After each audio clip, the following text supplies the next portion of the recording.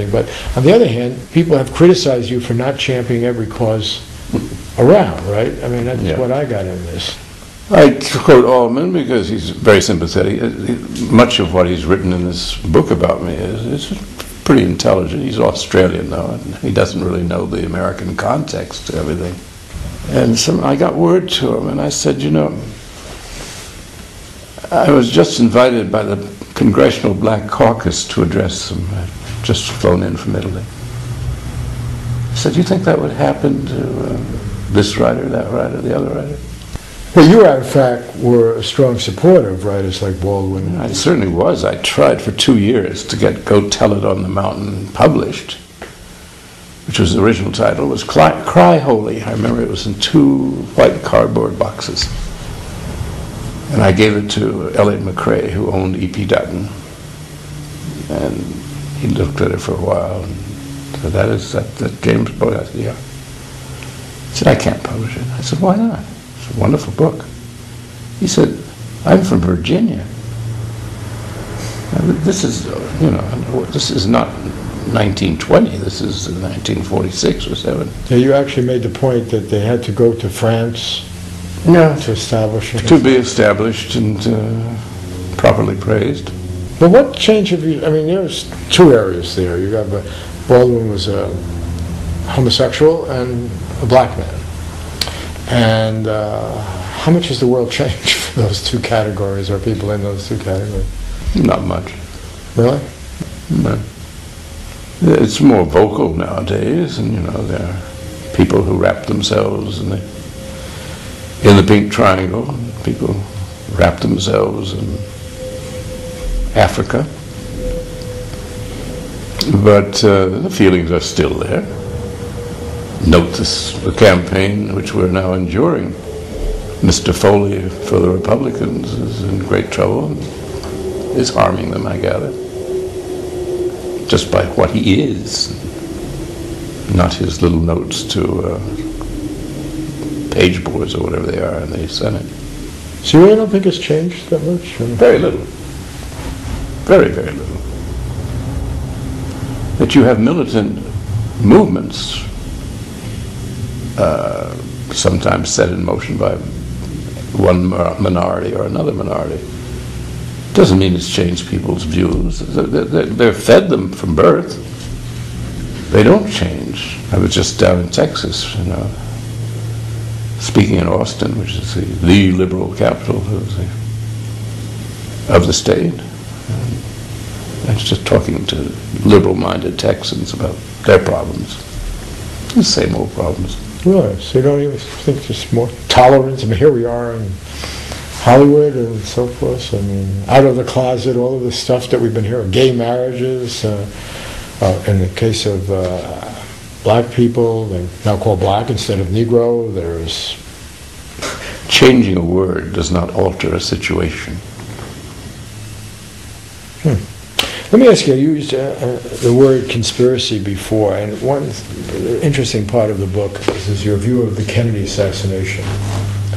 And my hat's off to you on this, I mean, because it's one that, it's like Israel, the third rail, you know, you don't want to touch it. Yeah. You make a really persuasive case. Well, I recommend you read the book that I'm quoting from, which took 14 years. These 2 guys wrote it, and they got a lot of interviews with people like Cyrus Vance, I think.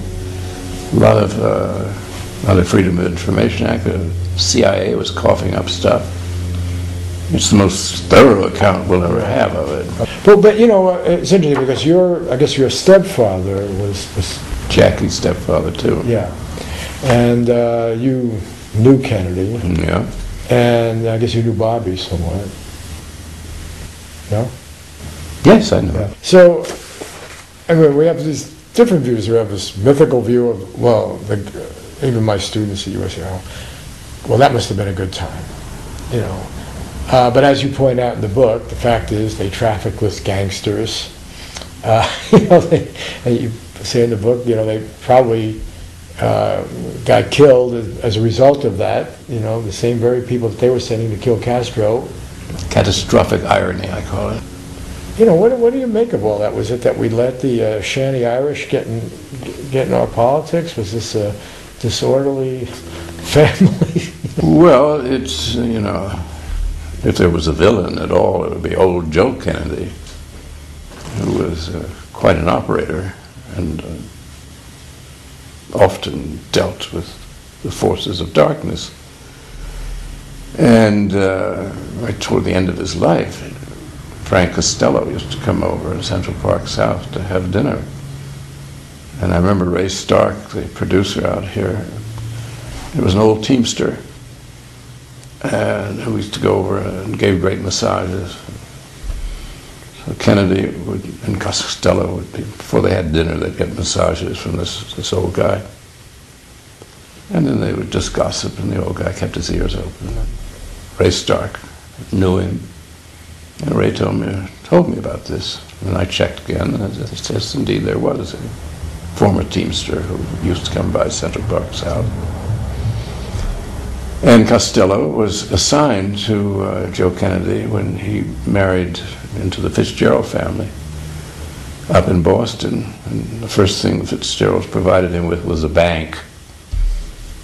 Presumably that was a laundromat. And then the mob sent him a young Italian called Costello. They remained friends to the end. What went wrong was that Bobby, wanting to build up his image after he was known as a cop, ruthless cop, who had gone after Hoffa, not a nice man, of course, but gone after him. Then he did the big arrests up in Appalachia of a lot of mob leaders. Very dramatic in the newspaper. Oh, yeah. Surrounding the retreat. Well, he thought that was going to make him president next time around, you know, after Jack. But it backfired.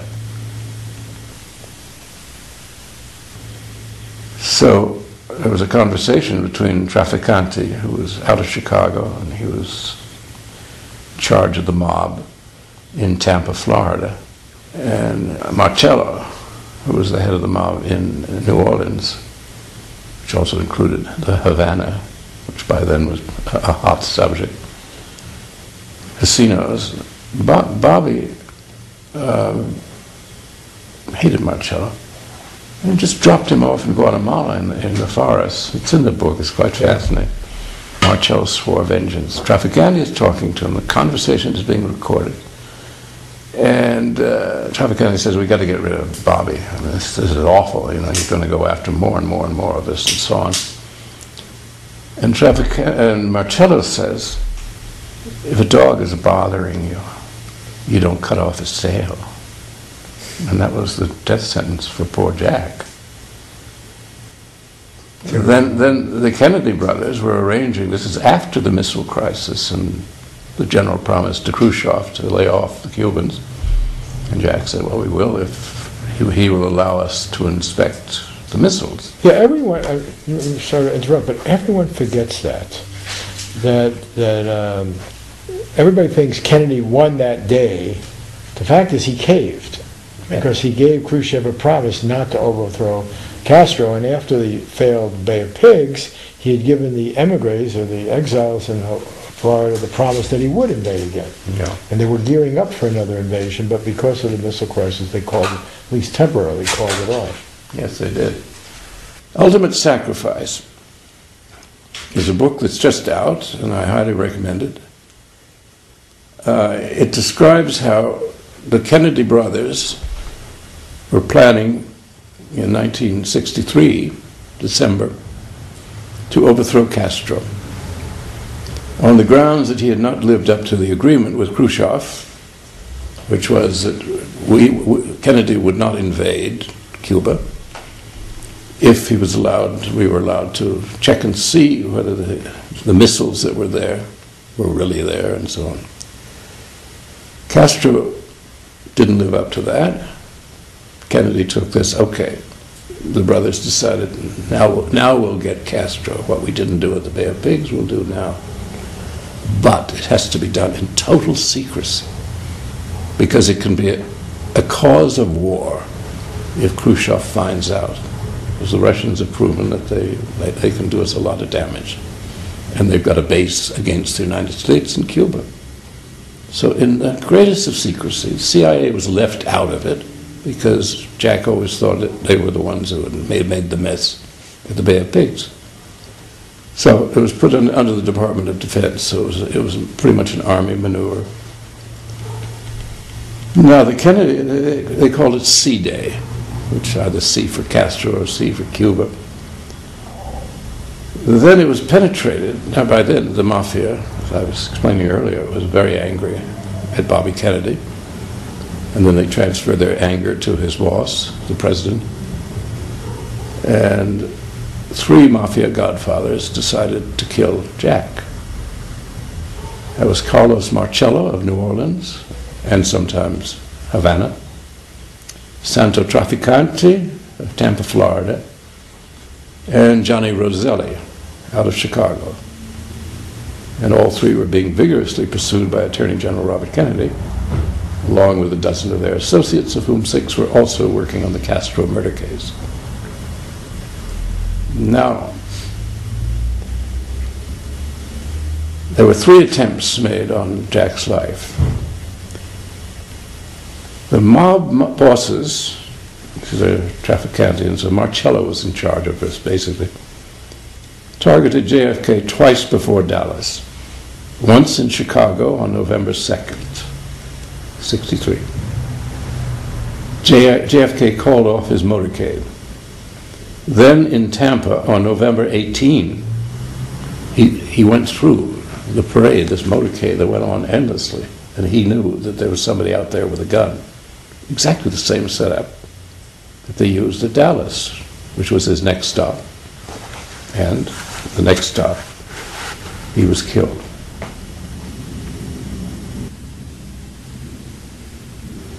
So for a long time, everybody wondered in Washington, those of us who knew the Kennedys, Bobby, who was nothing if not vengeful, he was still Attorney General of the United States. LBJ had kept him in office. So the FBI is under him. He could have conducted a great investigation. Why didn't he? Who killed his brother? All this nonsense about Lee Harvey Oswald. It was pretty hollow even then. And he was afraid. First, the cover-up comes from Johnson. They don't want any trouble from the Russians, and they felt there might be trouble. So Bobby conducted really basically no investigation, and nobody else did either.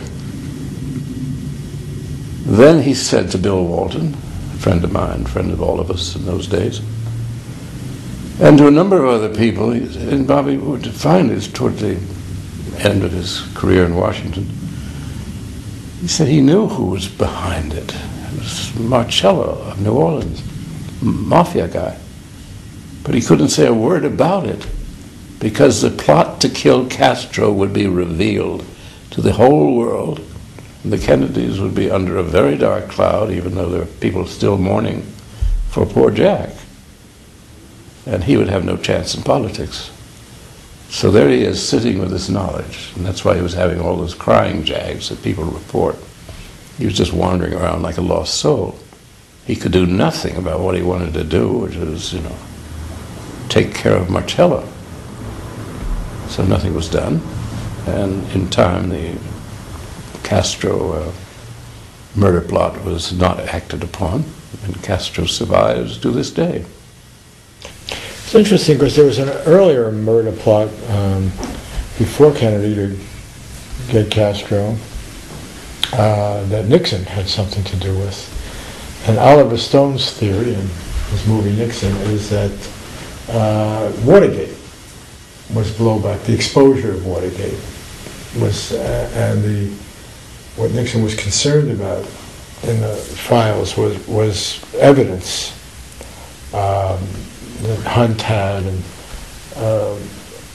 of the attempt to kill Castro, and that would be revealed, and his role in it would be revealed. So the Castro has haunted our whole lives for what? A small little island with what was then 6 million people, must now be 11 or 12 million. No real resources. A lot of good doctors. Well, now, yeah, but I mean, the amazing thing about imperialism, I mean, it's a tangent, but it interests me, it's pursued for the oddest reasons. Either it's particular interests of a few companies that make out and the rest pay the taxes and sacrifice their young for it, as we have with Halliburton and places like doing well, or the oil company.